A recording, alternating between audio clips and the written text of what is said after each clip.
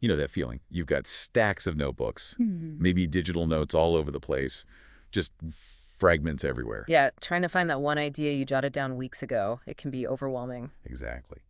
So if that sounds familiar, stick around. We're diving deep into the remarkable tablet today, looking at how it's evolved, the accessories. Uh-huh.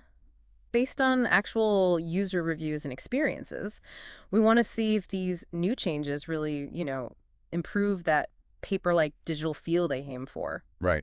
And we're looking at the hardware and the software side. We've got video reviews on the new Paper Pro, the Marker Plus stylus, that keyboard case. The type folio, yeah. Yeah. And comparisons to the older Remarkable too, which is Yeah, important context. definitely.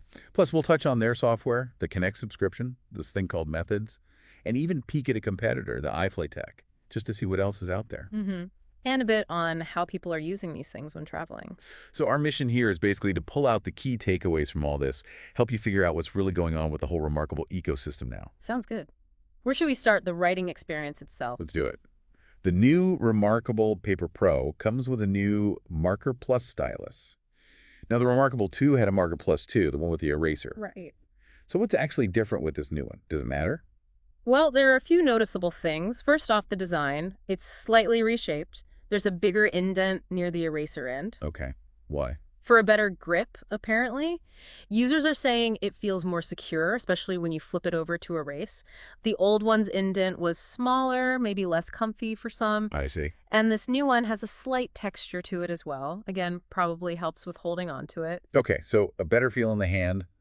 That's always good, especially for long writing sessions. Yeah. What about the tips, the nibs? I remember hearing the Remarkable 2 tips could wear out kind of fast. Ah, yes. That's actually a pretty big change. The whole nib system is different now. How so? Instead of just replacing the very end bit, the new Marker Plus has a nib unit that you can take out and put back in completely. And the early report suggests this makes a huge difference in wear, like significantly less wear. Really? Yeah, one review compared a Remarkable 2 tip after maybe 4 or 5 weeks showing real wear versus the new Paper Pro tip after similar use, and it looked almost new. Wow. Okay. That's a big improvement. Yeah. And replacing them, easier. Seems like it. More intuitive, they say. Even the packaging for the replacements feels a bit more, premium. So addressing a real pain point there with durability and ease of use. Good. Exactly. And there's another big internal change. Oh, The new Marker Plus actually has an internal battery. a battery in the pen. Why? So it can charge wirelessly. You just snap it magnetically onto the side of the Paper Pro and it charges. Huh.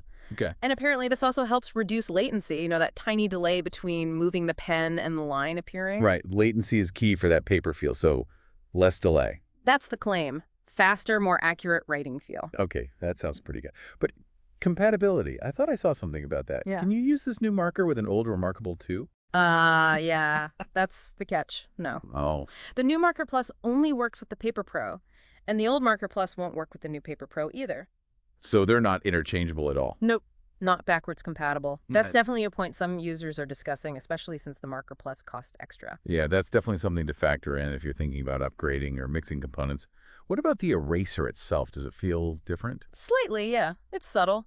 The old Marker Plus had a more definite click or give when you press the eraser down. You felt it engage. Uh-huh. The new one, less so. The erasing works the same, but that physical sensation is less pronounced. Maybe a simpler mechanism inside. Interesting. But it still erases fine. Oh yeah, functionally it's the same, just a slightly different tactile feedback. And of course, the main difference between the standard marker and the Marker Plus is still having that eraser built in, which costs more. Okay. Uh-huh. So summarizing the new marker, Mm-hmm. better grip, way more durable tips, wireless charging, maybe less lag, but zero backwards compatibility. Got it. Pretty much sums it up. All right, let's switch gears to the other main accessory, Hmm. the Type Folio keyboard case for the Paper Pro. The Remarkable 2 had one too. How does the new one compare for, actually typing stuff out? Well, they kept some of the good things. The key travel is still 1.3 millimeter. A lot of people like that on the old one, said it felt quite tactile and good to type on. Yeah, I remember hearing good things about that keyboard feel. Right, and it still connects magnetically, has multiple angles you can set it at, and the hinge feels solid, so the basics are still strong. Good. So what's new then? What are the upgrades? The biggest one, no question, is the backlight. Ah, finally. The Paper Pro screen has a light now, so it makes sense the keyboard would too. Exactly. It's got 5 brightness levels, and you control it right from the Paper Pro software with a quick swipe. Very integrated. Nice. Anything else? Yeah, there's a new key, a refine key. Refine. What does that do? It's like a shortcut. You press it, and then you can use the marker stylus to quickly move the cursor around in your text or select things to edit. Oh, interesting. So you don't have to tap around as much. Kind of, yeah. Yeah. It aims to make those little text edits quicker without digging into menus. Might save some time. That actually sounds pretty clever for a device focused on combining writing and typing. What about the case material and design? It's different. The new finish is called basalt, and it's made from some kind of recycled mosaic weave material. People are saying it looks and feels a bit more premium than the artificial leather on the old one. Oh. And because the Paper Pro itself is slightly larger, the case is too. This means there's now room for a bit of a palm rest below the keys. A palm rest. Does that help? Could do, especially if you have smaller hands. Maybe less noticeable for larger hands. The keys themselves are also meant to be a bit larger and maybe more ergonomic, trying to feel more like a laptop keyboard, perhaps. Bigger keys, palm rest. Works. Sounds like potentially more comfortable typing overall. Yeah. Any downsides to the new design? Just a tiny thing one reviewer mentioned. The old case had these little notches on the side that made it easy to grab and open. Those are gone on the new one. So apparently it can be just slightly more awkward to unfold sometimes if you were used to the old way. Minor detail, though. Okay. And the price? Still gonna ask. Yeah, it's gone up. The new type folio for the Paper Pro is more expensive than the one for the Remarkable 2. So those new features like the backlight do come at a higher cost. Right. So better typing experience, backlight is huge, that refined key sounds neat, but it costs more and you lose the little opening notches.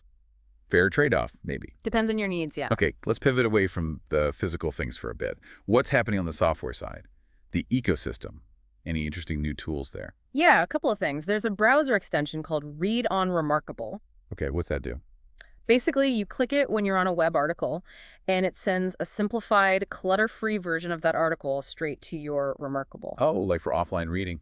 Strips Yeah. out the ads and stuff? Exactly. Great for reading longer articles without distractions later on. Kind of like Pocket or Instapaper, but directly integrated.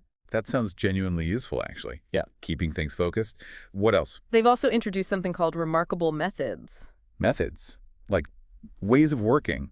Sort of. It's basically a marketplace for templates and workbooks for your notes. Right now, it's mostly stuff made by Remarkable themselves, but maybe community stuff later. What kind of templates? All sorts. Bullet journal layouts, calendars, meeting minutes, templates, to-do lists. You get the idea. Things to structure your notes. Okay. And how do you get them? You find them on the Remarkable website, import them, and they just show up on your tablet, ready to use. Pretty seamless. Do they do anything special? Or just static pages? Some are more advanced. They can have internal links, like hyperlinks within the template itself, to jump between sections. Pretty neat. Okay, adds a bit more digital smarts to the templates. No. But, I feel a but coming. Yeah. How do you access these methods? Is it free?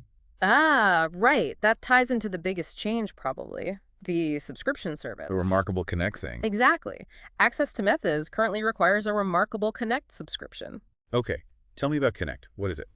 There are 2 tiers. Lite just gives you unlimited cloud storage for your notes. Basic backup, essentially.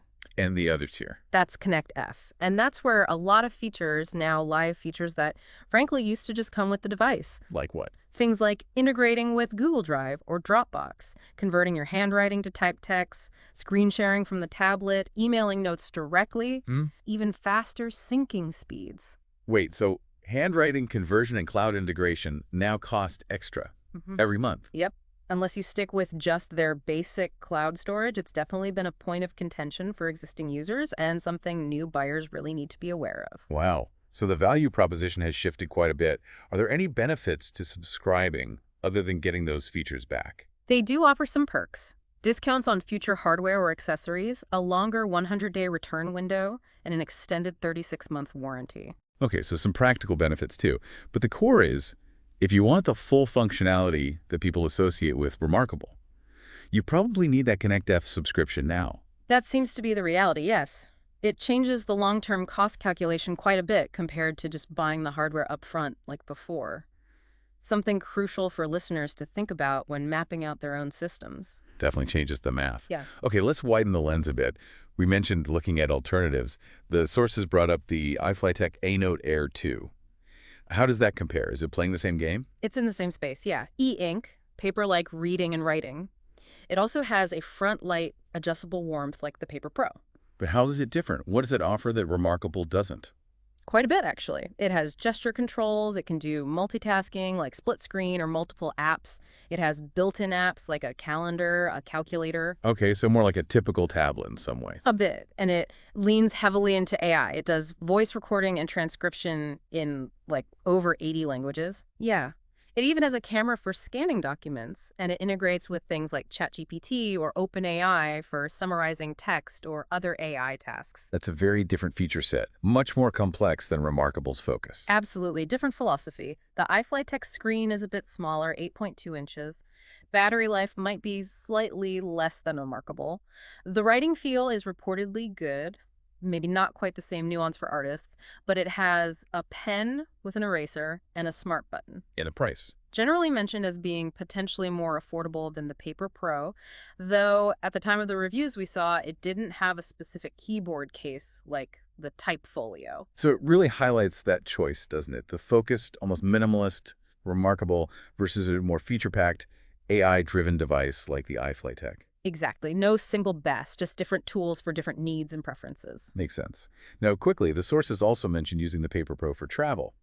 Any key takeaways there for people trying to stay productive on the move? Yeah, it was positioned as a great distraction-free travel tool, good for taking notes in meetings on the road or just focused reading or writing without email popping up. Right, plays to its strengths. And the backlight on the Paper Pro was specifically called out as a big win for travel compared to the Remarkable 2. Reading on planes, trains, hotels, much easier now. Mm-hmm. It was often paired with something like an iPad Pro for heavier tasks and, of course, a phone. And a portable power bank was recommended to keep everything topped up. So it fits that niche of focused work, even when you're away from your main setup. Seems so. Okay, one last specific point. Marker tips. We touched on the new design being better, but drawing from the Remarkable 2 experience, what's the baseline thing people need to know about tipware? Just that it happens. Even with the better Paper Pro nibs, any stylus tip on these textured e-ink screens will wear down eventually with use. It's physics. Right. The replacement process is usually straightforward. There's a little tool you use. But the key thing is don't wait until the tip is totally worn down or damaged. Because a badly worn tip could potentially scratch or damage the screen's surface itself. Think of using a bad pen on paper. It can mess up the paper. Same idea. Okay, good analogy. So regular checks and replacement are just part of the maintenance. Exactly. The new Paper Pro system should mean you do it less often, hopefully much less often, but it's still something to keep an eye on for the best experience and to protect your screen. Got it. Okay, let's try and pull this all together. For our listeners focused on managing their knowledge, getting ideas down efficiently, what are the big takeaways from the Paper Pro evolution? Well, I think the core writing experience seems genuinely improved. The new Marker Plus feels better, the tips last longer, it charges wirelessly, and the latency might be lower. Yeah. That all adds up to a more natural feel. And for typing. The new Type Folio is a definite step up with the backlight and that refine key. Makes it a much more viable typing tool, especially in different lighting. But then there's the software side. Right. Read on Remarkable is a nice addition for focused reading. Methods offers useful templates, but the big one is Connect. You now have to factor in a subscription cost for features like handwriting conversion and cloud integration, which changes the overall value equation. And it forces you to really think about what you need versus what competitors like iFlytek might offer, which is a totally different bundle of features. Absolutely. It really emphasizes that you need to match the tool to your specific workflow and budget. The Paper Pro is doubling down on that focused, premium, paper-like digital experience. Which for some people trying to cut through the noise and really focus could be exactly what they're looking for. That quest for clarity, it's tough. It is, and finding the right tools matters. And speaking of finding clarity, remember, if you're trying to map out your own vision or get ideas flowing without judgment, Carbonated Thoughts is there to help. You can share your goals over at Carbonated Thoughts store, and they'll work with you to build that clear path. It's a good point. These tools are just that tools. How you integrate them is key, which actually brings up a final thought. Yeah. As this tech keeps blending the physical feel with digital power, How do you, listening now, see these kinds of tools fitting into your own way of working and thinking? What's the next step in paper-like tech that would really make a difference for you?